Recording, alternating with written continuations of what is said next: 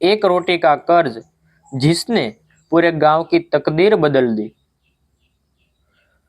बहुत समय पहले एक छोटे से गांव रामपुर में रघुनाथ नाम का एक गरीब किसान रहता था। उसकी पत्नी सरस्वती और 10 साल का बेटा मोहन उसका छोटा सा परिवार था। उनके पास केवल एक कच्चा घर और थोड़ी सी जमीन थी, जिससे मुश्किल से 2 वक्त की रोटी का इंतजाम हो पाता था। गरीबी के बावजूद रघुनाथ और सरस्वती का एक नियम था, घर से कोई भी भूखा वापस नहीं जाएगा, चाहे उनके पास केवल एक ही रोटी क्यों न हो। वे उसे भी बांटकर खा लेते थे। गांव वाले अक्सर कहते, रघुनाथ, पहले अपने घर का सोचो, दूसरों को खिलाकर तुम कभी अमीर नहीं बनोगे। रघुनाथ मुस्कुराकर जवाब देता, रोटी कम हो सकती है, लेकिन इंसानियत कभी कम नहीं होनी चाहिए। एक दिन लगातार कई महीनों तक बारिश नहीं हुई। खेत सूख गए, कुएं खाली हो गई और गांव में अकाल पड़ गया। लोगों के घरों में अनाज खत्म होने लगा। रघुनाथ के घर में भी बस एक आखिरी रोटी बची थी। सरस्वती ने वह रोटी 3 हिस्सों में बांटी, एक रघुनाथ के लिए, एक मोहन के लिए और एक अपने लिए। जैसे ही तीनों खाने बैठे, तभी दरवाजे पर दस्तक हुई। दरवाजा खोला तो सामने एक बूढ़ा, थका हुआ और भूख से कांपता हुआ यात्री खड़ा था। उसकी आंखों में कई दिनों की भूख साफ दिखाई दे रही थी। उसने धीमी आवाज में कहा, बेटा, 3 दिन से कुछ नहीं खाया। अगर एक टुकड़ा रोटी मिल जाए तो शायद मेरी जान बच जाए। रघुनाथ ने बिना एक पल सोचे अपनी पूरी रोटी बूढ़े को दे दी। यह देखकर सरस्वती ने भी अपनी रोटी उसके हाथ में रख दी। मोहन कुछ पल अपनी रोटी को देखता रहा। वह खुद भी भूखा था, लेकिन अगले ही क्षण उसने भी मुस्कुराते हुए अपनी रोटी बूढ़े को दे दी और बोला, दादाजी, आप खा लीजिए, मैं कल खा लूंगा। बूढ़े की आंखों से आंसू बह निकले। उसने तीनों को आशीर्वाद दिया और कहा, आज तुमने मुझे केवल रोटी नहीं दी, बल्कि जीवन दिया है। भगवान तुम्हारी इस दया का फल अवश्य देंगे। यह कहकर वह धीरे धीरे वहां से चला गया। उस रात पूरा परिवार भूखा सो गया, लेकिन किसी के चेहरे पर पछतावा नहीं था। अगली सुबह जब रघुनाथ खेत की ओर गया, तो उसने देखा कि उसके सूखे खेत के बीचों बीच कुछ अजीब निशान बने हुए हैं।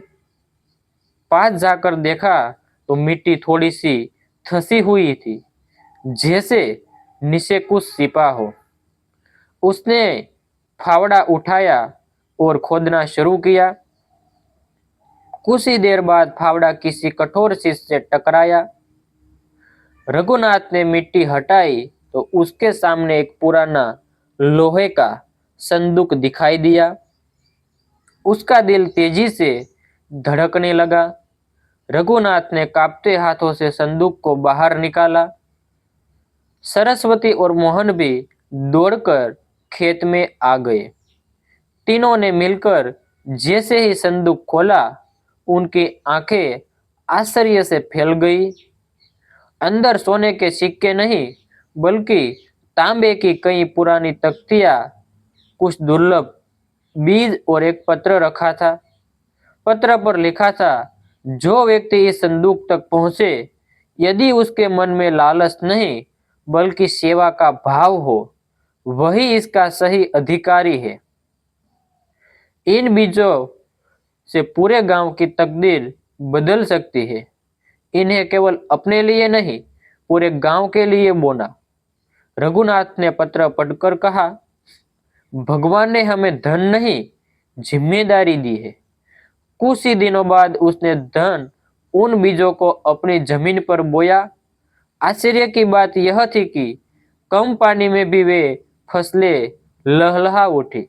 गांव के लोग यही देखकर हैरान रह गए। किसानों ने पूछा, रघुनाथ, ये कौन से बीज है?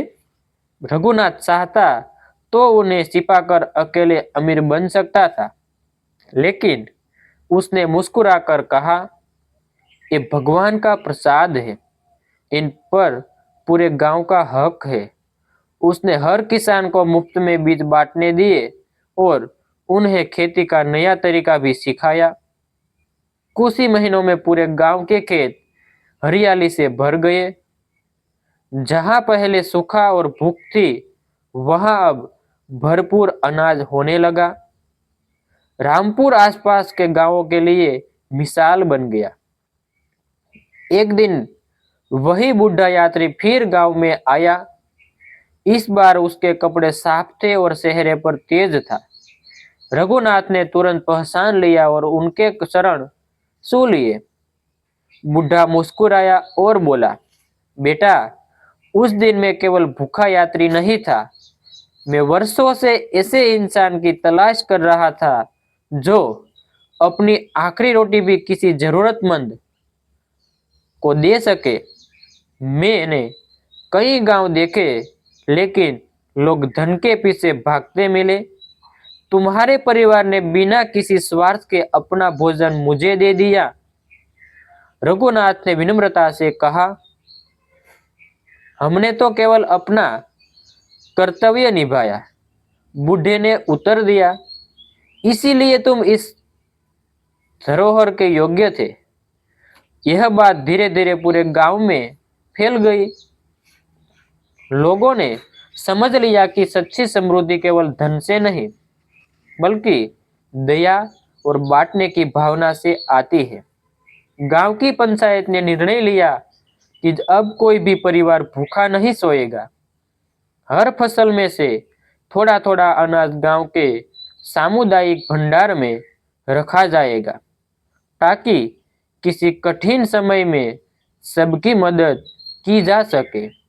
वर्षों बाद रामपुर पूरे प्रदेश में दयालु गांव के नाम से प्रसिद्ध हो गया।